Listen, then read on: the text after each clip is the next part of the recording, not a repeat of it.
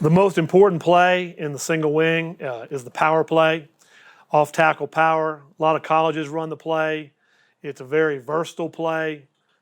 Any age level really can run the play, but it's definitely the one that we teach first, and it's our go-to play. We call it 6, and our kids know that if it's a crucial down, that's the play we're going to call, and so that's the play that we're going to teach here. Now, on the 6 play, the rules are this. The outside tackle is going to make the call on the play, and he's got 3 calls to choose from. He's going to call tight, loose, or tunnel, and here's what those things mean. On the tight play, what that means is he's got 2 defensive linemen covering both him and the inside tackle. We'll show you that on a video in just a second. Okay, so his basic rule on the tight block is he's going to railroad block, okay, which means he's going to step at the hand of the inside tackle next to him. He's going to block that track. If he hasn't made any contact by his second step, he's going to climb to linebacker number 2. We always count our linebackers inside the tackle box from the play side back. So in this diagram up above, you can see where backer 1 is and where backer 2 is. The inside tackle is going to railroad also. The play side guard, power guard, is going to railroad also. The center is going to block back. The quick guard is going to what we do called travel. Travel means we're going to cross the center. Okay, we're going to go ahead and pull across the center. We're coming across those down blocks, and we're going to start off teaching him to block backer 2. But I am going to get into some variations, some discussion about it as we go. The tight end is going to make sure he anchors the B gap to the C gap. That's what we call a tag out block. The blocking back is going to literally, with his inside hand, touch the inside hip of the outside tackle as he takes his angle to kick out the defensive end. So again, he's not going at the defensive end. He's going to go to where the defensive end is going to squeeze to. The wing back is going to block out on the force player, which is the first player outside of him on a tight call. The fullback is going to lead block or ISO block on linebacker number 1. The tailback is going to slide step and attack it downhill. And then the X block is going to block anything over the wing back in the hole area to the safety. Okay, now here it is from the back video angle of it. Here on this tight call, you can see that both the inside tackle right here, who's in front of 55, is covered with a defensive player. And then there's a defensive lineman over here in front of number 52. So we have 2 D linemen, okay, covering the 2 tackles. So that is when we make a tight call. Okay, that is number 63. We're going to kick him out. That's the block of the blocking back. So he's going to step real tight to that outside tackle. He's going to grab his hip, and he's going to make that block. There's the railroad block. So you can see they're all going to block down at an angle. They're going for the hand of the next down offensive lineman inside of them. We call it railroad because they're blocking a track. Now, the fullback is responsible for blocking linebacker number 1. And then the backside guard, the quick guard, is going to pull around that to linebacker number 2. The wing back is going to block the first thing outside of him, usually the force player. And then the receiver is going to block the deep safety. Now, one thing you're going to notice on this play when we let it roll here is 52 and 67 go to run their tracks, and the defensive tackle disappears inside. And so now 52 is going to end up coming off on backer number 2 right there. And that lets number 64, the quick guard, be an extra player in the hole. So he will come and block whatever shows right there. And again, when you look at that play, you can see that a good key to the play is that back is going to get north and south. We don't want him running sideways. We want to run that play downhill, okay, into the B or the C gap.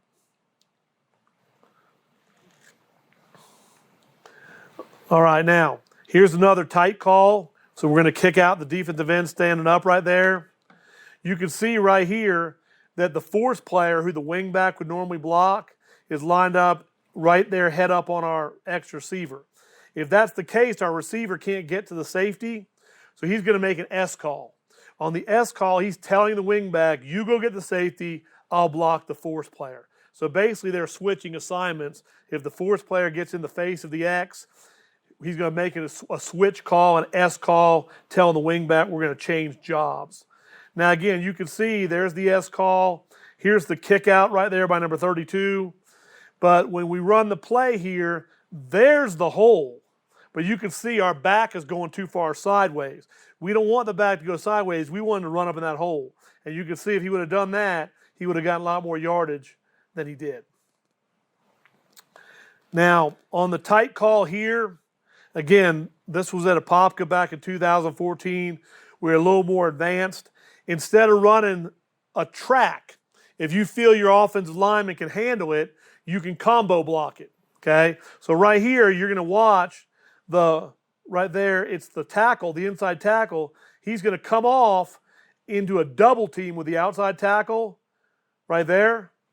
But then after they get the double team moving, you'll see he's going to come off on backer number 2 right there. And when he does that, that opens up a hole. And the thing about the power play is you don't know where it's going to hit, A gap, B gap, C gap, even D gap. That's where you want to have a tough back that can find the point of attack and get downhill. So again, that was a nice combo block right there by the 2 tackles, but the play still hit inside of them. It looks like right there in the A gap, and we got a big run in the state semifinal game. Now, this is our shift, and we're shifting from our right formation, and we're shifting over here into the over formation, which I showed you guys earlier when we went over personnel and assignments and formations. So over means we have a 4-by-1 offensive line. Okay, so what happens is when we shift over, sometimes a team's going to give up a gap, so to speak. So when you watch the play here, they've kind of left a gap uncovered in that C gap. We still make the tight call, block it the same way.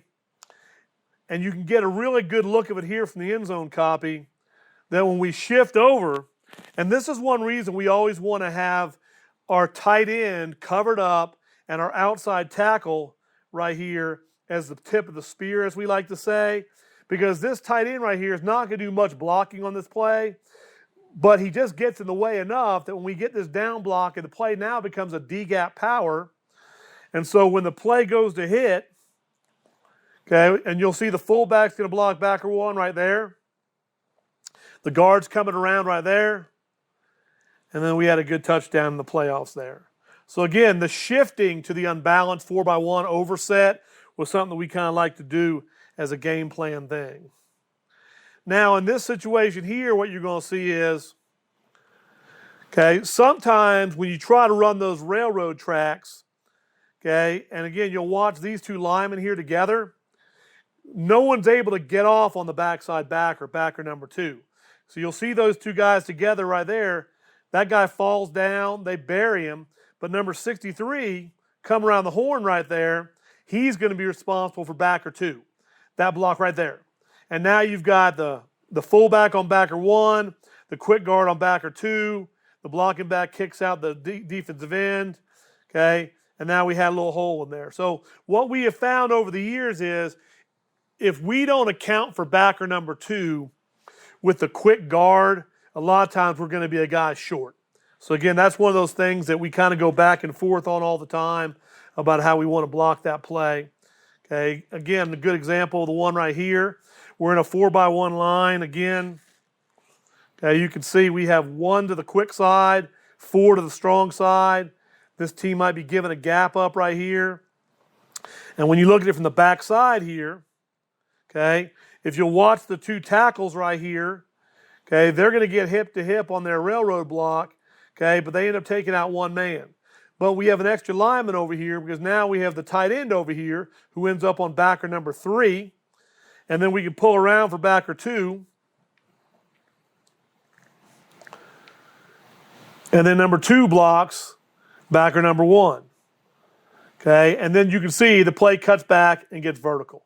That's where we always want to go. We have to remind the guys all the time, it's never going to be an outside play. It's always going to be an inside play. So that's a tight look. Now, anytime you're playing a team that gives you a tight look, okay, we know that teams are going to do what we call squeeze and spill. Okay, that defensive end right there, number 15, he's going to squeeze it down really hard. And so we know that we've got to be ready for the squeeze and spill. Okay, so you'll see right here our blocking back. He blocks, he goes to block his inside shoulder. He squeezed inside. We ended up on the outside shoulder. That's what everyone calls a log block. So we're going to log him. That doesn't change anyone's assignments. Okay, so now the fullback, number 2, he's got to come outside of that log block. Okay, and he's going to block backer number 1. Now, we always start the fullback off to the inside. We don't want to go outside. We want to go inside, and it just naturally happens when the log block occurs for him to go outside. 51, quick guard, he's pulling around. He's still got backer 2, and he makes that block right there. And again, the thing you notice about the play is, okay, where the fullback ended up hitting the play, if you watch it, the fullback is going to get vertical. So we kick out backer number 1, we kick out backer number 2, and then the fullback, he is going straight down the middle. Okay, we don't want to make that play go sideways. We always want to hit that thing downhill. Okay, this clip is in the state championship game in 2014. It illustrates the importance of the outside block when with the wingback block and the force player. Right there you have your log block and the spill. So the fullback's going to come around to block backer number 1. The play bounces into the secondary. You can see number 8, our wingback. He comes out there and he makes a good block on their force player, number 39. And now when the play does start going sideways, we have the ability to still pick up yardage. So again, the wingback's block is crucial in case the play does bounce further than we want it to. Okay, so the number way we block the play, the number one play is the tight block. Honestly, if you wanted to go into a season or you have young kids and you don't want to have all the calls, you could block everything at tight. They could all block all railroad tracks and block backer 1 and backer 2 with the fullback and the guard, and you'd be fine. But what we have found is when we have these different calls, it makes us more effective blocking different defenses. So the next type look we get is the loose block. All right, and so the loose block, there's the rules for it right there. It's not a lot different. A little differences I'm going to show you on the next video. But the loose block, it basically means that only one of our tackles is covered. So in this situation here, you can see the inside tackle's covered, the outside tackle's not. The force player right here outside the wingback is not covering the tackle. So now if only one of those guys is covered, we're going to make what we call loose block. What the loose block does is it basically says that we're going to be kicking out the force player. Okay, so the wingback doesn't need to block the kick out. The wingback needs to block the next thing outside. That would probably be the cornerback. The wide receiver is still going to block the deep defender, the safety. Okay, the fullback is still going to block backer number 1. Okay, the quick guard is going to block backer number 2.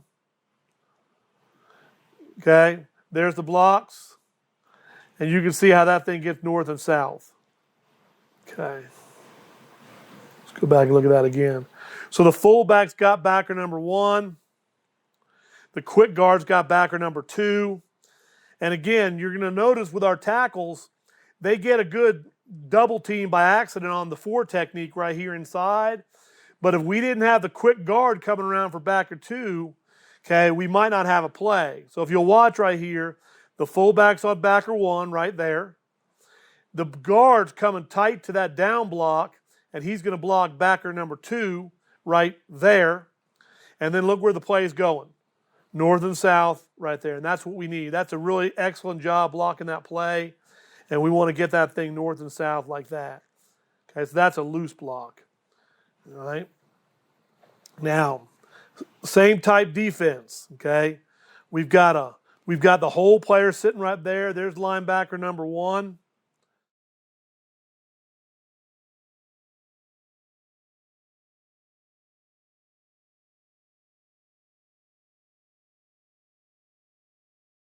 So we're blocking down on the C-gap lineman, okay? And you'll notice here what we're doing now, drawing here a little bit. Okay, the wingback's going to go out to the cornerback. Okay, the blocking back's going to touch the hip of the outside tackle and end up kicking out the force player. and we're going to pull the guard around like normal. And the guy that we don't block, that we have to make miss, is the backside safety. So I think that if you can have a play where the only guy you don't block is the backside safety, that could be a pretty good play. So again, right there, everyone's blocked. Backside safety, we made him miss, and then we're able to get a good touchdown run there.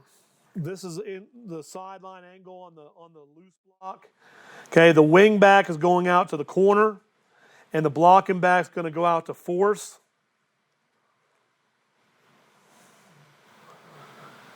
And when you look at it from the end zone angle, you can see here, okay, here comes the fullback's block.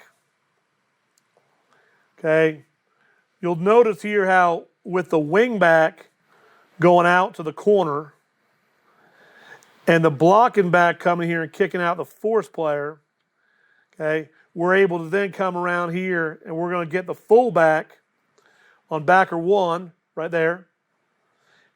And we have the guard on backer 2. Let's go back to here.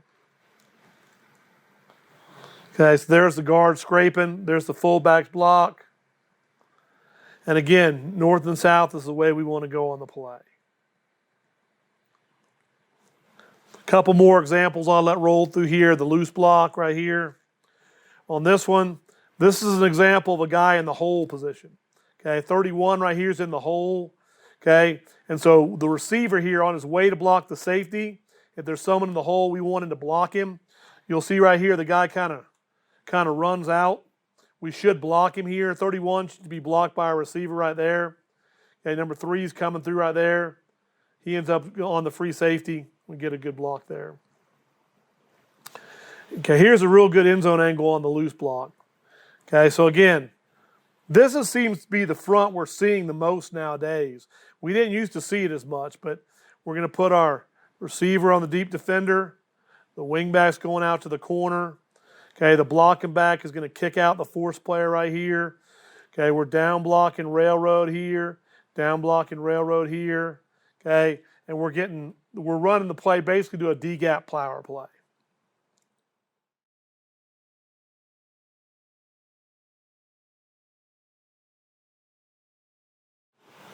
Okay, now, sometimes a team will line up in a head up on our outside tackle or maybe inside eye on the outside tackle. And once we make that call, that loose call, we've got to block the call. So if you'll notice on this play, you'll watch the outside tackle right here. When the ball is snapped, that defensive lineman is going to slant out. He's got to lock him up and stay on him. Okay, so he knocks him out there. And again, the play goes north and south. So when you look at here, you can see a good angle here from the end zone on it. Okay, the outside tackle right here. Okay, he's going to step with his inside foot to base this inside eye player on him. And then when he slants, the defensive lineman is going to slant out. Okay, we have to lock that up and stay on it. Okay, because the fullback's coming, or the blocking back's coming out here to block the force player on the loose call. Okay, so let's do this. Let's look at this slow motion and see if this works. So there's a step. He blocks him out, and you can see where that hole is. Now, backer 1 disappears. Number 11's coming through here. He's got the shot on the free safety. Okay, so that's another loose call.